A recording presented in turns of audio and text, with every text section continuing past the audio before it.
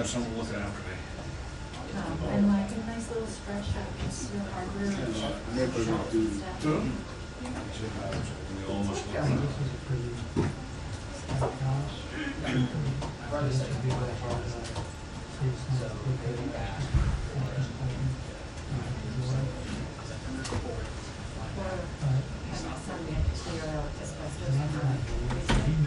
Stay in Minneapolis like for 2 nights, and some of my kids were.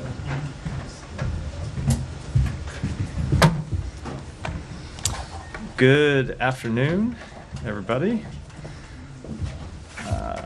Get everything situated here. All right, I do not have any opening remarks, so Sean? Sure. Start in the Middle East, I suppose. Yeah.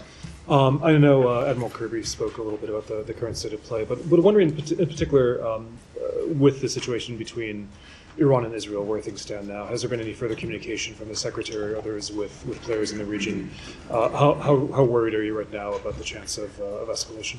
So we continue to engage in very intense diplomacy with allies and partners in the region to make clear that we don't believe anyone should escalate this conflict. As you know, the Secretary's been engaged in calls really since last week. I don't have any new ones to read out today, but it's been an ongoing process, and I expect to engage in further conversations in the days ahead. And the message that we are sending to everyone is, look, this is obviously a very delicate time for the region. Tensions are high. We are in the final stages, hopefully, of a ceasefire deal, and escalation has the potential to make every problem the region faces worse. And so the message that we are impressing upon everyone in the region is that no party should take any steps to escalate this conflict. A couple things on that. Could you talk about the OIC meeting and how significant or not it would be?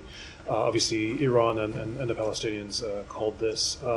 What message do you, I mean, I know the U.S. isn't a member, but what message do you hope this sends, particularly to Iran? So we would hope that at that OIC meeting, the same thing happens that we have been trying to effectuate throughout the last week, which is that all parties that have a relationship with Iran impress upon Iran, the same way that we've been impressing upon the government of Israel, that they shouldn't take any steps to escalate the conflict. And so obviously there are a number of countries with whom we speak who are attending that meeting, who are members of the OIC.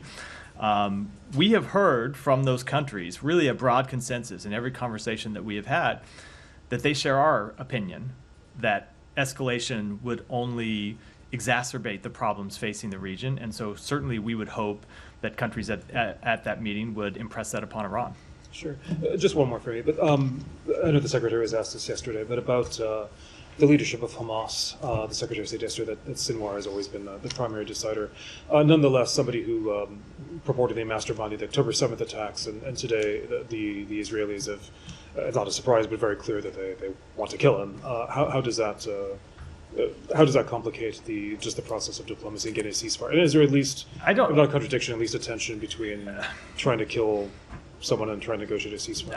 I don't think there is. I really don't think. It's what the Secretary said yesterday, obviously, I think is accurate, which is it doesn't really change the situation. Two things can be true. Number one, Sinwar is a brutal terrorist with blood on his hands, including the blood of American citizens, and not just American citizens, but citizens of many countries around the world. So remember, it's not just citizens of Israel that were killed on October 7th. There were citizens of multiple countries, as I said, including the United States.